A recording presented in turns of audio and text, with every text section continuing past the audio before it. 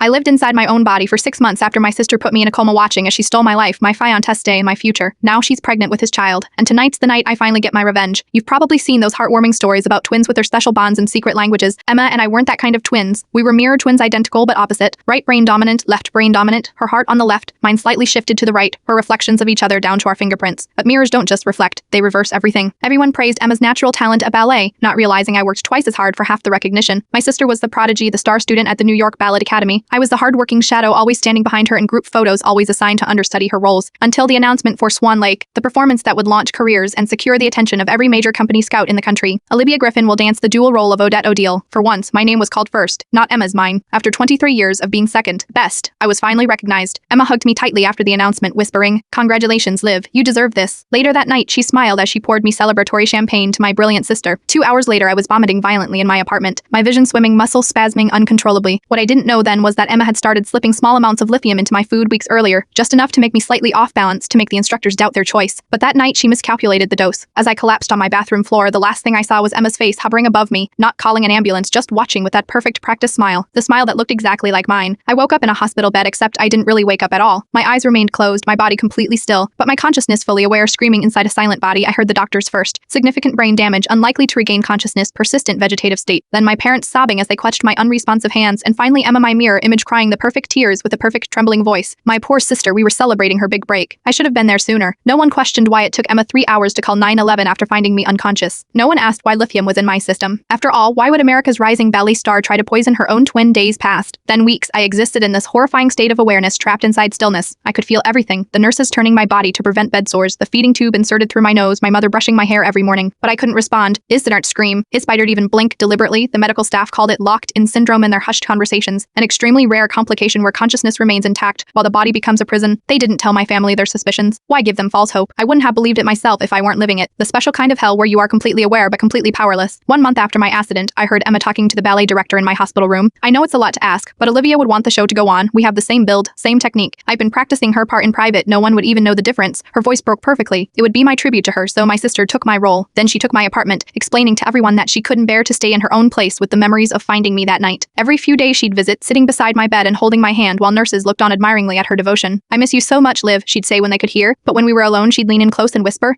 "You should have stayed in your place. You were always the understudy, never the star." "She's making remarkable progress," Dr. Winters said, his voice carrying that forced optimism doctors use when to hear is no good news. Emma squeezed my hand a little too tightly. "Does that mean she might wake up?" "No, not exactly, but her brain scans show unusual activity. Some researchers believe patients in vegetative states may retain more awareness than we can detect." "That's unsettling," Emma murmured. "You have no idea." Sister Emma had been living my life for 3 months by then. The Swan Lake performance had been a triumph. Critics raved about Emma Griffin's stunning portrayal of both innocence and seduction as she danced both Odette and O'Deal. No one mentioned it should have been Olivia Griffin on that stage. My fiancé Nathan, who visited less and less frequently. I didn't blame him. Watching your future wife lie motionless being fed through tubes would test anyone's devotion. What I didn't expect was hearing his voice alongside Emma's during her next visit. Nathan asked, his familiar baritone sending a shock through my immobile system. "Liv would understand," Emma said softly. "We're both grieving her in our own way." My own way somehow involved kissing my sister in the hallway outside my hospital room. I heard the wet sounds of their lips meeting when they thought no one was listening. That night, for the first time, I managed to make one of the machines monitoring me beep differently just. For a moment, the nurse came in, checked the equipment, made a note, and left. It wasn't much, but it was something, a tiny crack in the wall between my consciousness and the outside world. And that's when I realized I wasn't completely powerless after all. I just needed to find the right triggers, the right moments when my fury could push through the paralysis. Every night while the ward was quiet, I practiced trying to recreate that surge of emotion that had made the machine respond. I couldn't move my fingers or toes, but I could alter my heart rate, my brain activity. Small changes, but changes nonetheless. Meanwhile, Emma's visits grew less frequent, and when she did come, she often smelled of Nathan's cologne. "It's crazy," she told my unresponsive form, "but sometimes when I am with him, I forget that I am not really you. We're thinking of moving you to a long-term care facility, Olivia." My father's voice was heavy with resignation as he sat beside my bed 5 months after the accident. Mom couldn't even bring herself to visit anymore. Seeing me like this was too painful for her. What was truly painful was hearing about Emma moving into Nathan's apartment 2 weeks earlier. It's been so beautiful watching them find comfort in each other, my mother had told my father, unaware that I could hear every word. "Emma looks so much like our Olivia that sometimes I almost forget." That was the problem with being a mirror twin. Easy to replace, easy to forget which reflection was the original. The long-term care facility was called Evergreen Gardens, a name that tried to disguise the fact that it was where families sent relatives they didn't expect to recover. My new room overlooked a courtyard, where patients in wheelchairs were parked to get fresh air. Emma visited on my first day there, signed all the paperwork with a flourish, using my signature instead of her own. She'd gotten very good at being me. "This is for the best, Liv," she said once we were alone. "Mom and Dad can start healing now, and Nathan, well, he's asked me to move in permanently." She sat on the edge of my bed, her weight shifting the mattress slightly. For the first time, she placed her hand on my stomach, letting it rest there like a threat. "I have something to tell you, something no one else knows yet," she whispered. "I am pregnant with Nathan's baby." My heart monitor spiked dramatically enough that a nurse rushed in, question. Is everything okay in here? Emma smiled my smile. I just told her I got the lead in another production. I think she heard me. After the nurse left, Emma leaned close to my ear. That was interesting. You can hear me, can't you, Liv? She laughed softly. It doesn't matter. No one would believe you anyway. You are just a vegetable now.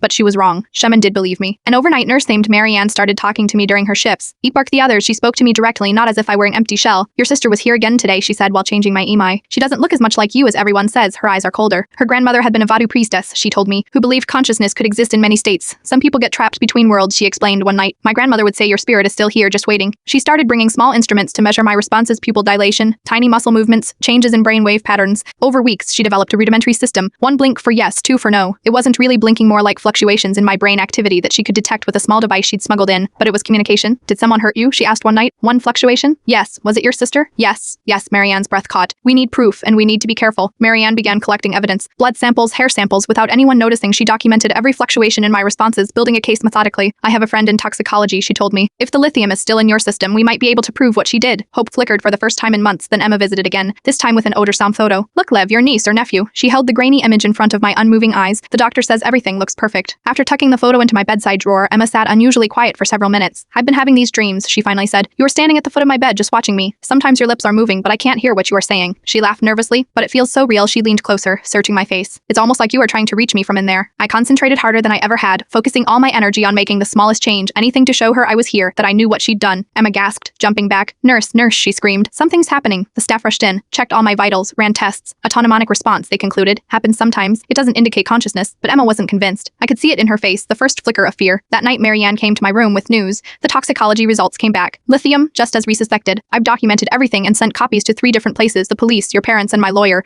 She squeezed my hand. Justice is coming, Olivia. But justice arrived too late. The next morning, I was scheduled for transfer to another facility. The paperwork signed by Emma as my medical proxy cited specialized care needs. I am so sorry, a different nurse told me as they prepared me for transport. Your sister was very insistent about the move. It all happened so quickly. This was Emma erasing the evidence, separating me from the one person who knew the truth. As they wheeled me toward the ambulance, I heard Marianne's voice arguing with security at the entrance. The patient's being moved against medical advice. I have evidence of foul play, ma'am. We have authorized transfer papers. Please step aside. The last thing I heard was Marianne shouting, check her home. Check Emma Griffin's apartment for lithium carbonate. It's all there. The new facility was more isolated with fewer staff and more security. Emma had chosen well a place where troublesome patients could be tucked away and forgotten. But what my sister didn't understand was that our connection went both ways. While I'd been trapped in my body watching her steal my life, something else had been happening. Something neither of us expected. Mirror twins share more than appearance. We share a unique neurological connection, quantum entanglement. One researcher had called it. As children, we sometimes felt each other's pain or completed each other's thought. That connection had faded as we grew apart, as competition replaced companionship. But in my state of locked-in consciousness, focused entirely on Emma, the connection had reasserted itself. At first, it was just emotional bleed, through feeling her excitement when she received applause, her satisfaction when she slipped into my life. Then it became dreams I could enter her sleeping mind, standing silently at the foot of her bed, watching just as she described. By the 6th month, it was more. Much more. Much more. When Emma fell asleep each night, I could slip into the edges of her consciousness, not controlling, not yet, but present. You take from inside. I saw through her eyes as she took prenatal vitamins, felt her hands caress the small swell of her belly, my niece, or nephew growing inside her. I witnessed her singing to the baby, promising to be a wonderful mother. Nathan would wrap his arms around her from behind, kissing her neck, whispering, you'll be the perfect mom, Liv. She still used my name in their private moments. She had fully become me one night. As Emma drifted to sleep beside Nathan, I pushed harder than ever before into her consciousness. Instead of merely observing, I concentrated on a single word, projecting it into her mind with all my strength. Murder. Nathan murmured sleepily. Nothing, she whispered. Just a bad dream. But I felt her terror. She knew it wasn't just a dream. Each night after that, I gained more access. I could make her fingers twitch involuntarily, could push images into her mind, her hands pouring lithium into my champagne, my body convulsing on the bathroom floor, her watching coldly as I fought for breath. She began taking sleeping pills to keep me out. Embl, seen a therapist about her pregnancy, anxiety, and intrusive thoughts. But pills couldn't break our connection. Not anymore. Yesterday, I managed to make her hand write my name on a notepad while she was on the phone. She stared in horror at the handwriting, not hers, but mine. Tonight is the night. Emma is exhausted, her defenses weakened by fear and guilt. The baby, almost 24 weeks, now drains her energy further. Tonight, while she sleeps, I am going to step fully into her consciousness, and then I'll make her confess. Emma took 3 sleeping pills tonight. I felt them dulling her senses as she slipped under her consciousness, receding like a tide while Nathan slept peacefully beside her. I made my move, pushing past the barriers between us, seeping into her mind like water through cracks. For the first time, I didn't just observe. I took control. I made her eyes open, made her fingers wiggle experimentally. My sister was still there, but pushed to the background, aware but powerless, just as I had been for months. I felt her panic rising as I sat her body up slowly, carefully swinging her legs over the side of the bed. What's happening? Her thoughts screamed silently. Am I sleepwalking? No, sister, you were just experiencing what you've put me through. I walked her to the bathroom, turned on the light, and stared at her reflection, my reflection in the mirror. Hello, Emma? I whispered, using her mouth, her voice. It's time we had a talk. Her mental screams were delicious. Now she knew exactly how it felt to be trapped, where but unable to control her own body. I smiled at the mirror, watching her face contort in ways it never would if she were in control. Don't worry, I am not going to hurt the baby. It's innocent in all this. I placed her hands gently on her swollen belly. But you are going to confess? To everything? I walked her to the desk in the corner of the bedroom, opened her laptop, and and began typing an email addressed to my parents, Nathan, the police, and the directors of both ballet companies. I, Emma Griffin, confessed to the attempted murder of my sister, Olivia. I detailed everything: the jealousy, the lithium poisoning, the deliberate delay in calling for help, the systematic theft of my life while I lay conscious but immobile. As I typed, I felt Emma's consciousness fighting back, clawing for control, brief moments where her fingers would freeze or twitch away from the keyboard. "Stop fighting," I whispered. "This is justice," I added. Marianne's name and contact information mentioned the toxicology results she'd obtained and detailed where the remaining lithium could be found in Emma's old apartment. When I finished, her finger hovered over the send button. "Please," Emma's thoughts begged. "The baby, think about the baby." I hesitated, not out of mercy for my sister, but consideration for the innocent life she carried. My niece or nephew deserved better than a mother in prison. "I'll make you a deal," I whispered. "You are going to tell Nathan everything, Nate. Then you'll turn yourself in tomorrow. Do that and I'll make sure the baby is taken care of." "How?" her thoughts asked. "You are trapped in a vegetative state." I laughed, using her mouth. "Am I? Look at what I am doing right now, Emma. Do you really think I am trapped anywhere?" To prove my point, I saved the email as a draft instead of sending it, then walked her body back to bed. I lay down beside Nathan, turning to stare at his sleeping face. "If you don't confess," I whispered, "Sell, I won't give your body back at all." Then I released my grip, letting Emma resurface to consciousness, gasping and trembling in the dark. Emma confessed everything the next morning. I know because I was there, watching through her eyes as Nathan's face transformed from confusion to horror to disgust. I felt her tears tasted the salt on her lips as she sobbed through the explanation. "I never meant to hurt her so badly," she kept saying. "I just wanted her out of the performance, not in a coma." Nathan left immediately, suitcase in hand. "I don't know who you are anymore," were his last words. My parents arrived hours later, summoned by Nathan's frantic call. Their expressions as Emma repeated her confession were almost worth the months of suffering, almost. By evening, police officers were escorting Emma to the station. Before leaving, she insisted on one last visit to my bedside at the facility. The officers waited outside while Emma approached my motionless form. Her hand, trembling now, rested against my cheek. "I did what you asked," she whispered. "I've confessed everything." A single tear slid from my unmoving eye. "I know you can hear me, Liv. I know you are in there." Her voice broke. "And I know you've been inside me too." She placed her hand on her belly. "They're letting me stay out until the baby comes. Then I'll go to prison. Mom and Dad will take care of the baby." Emma leaned closer, her lips nearly touching my ear. "But here is what I figured out, Liv. You are not coming back to this body, are you? You found something better." My heart monitor beeped slightly faster. I felt you moving inside my mind, burning stronger while I grow weaker. Her hand moved to rest against my forehead. "You are not just visiting anymore. You are moving in piece by piece." She wasn't wrong. Every night I spent in her consciousness, less of me returned to my damaged body. The connection was becoming permanent. "The specialists say your brain activity is diminishing," she continued. "Soon there will be nothing left in this body at all." She kissed my forehead gently. "Take care of my baby, Liv. Be a better mother than I would have been." As Emma stood to leave, a nurse entered with a clipboard. "There are some final forms for your sister's care plan." Emma signed them with a steady hand, using her own signature this time, not mine. 3 months later, my body died peacefully in the long-term care facility. The official cause was complications of persistent vegetative state.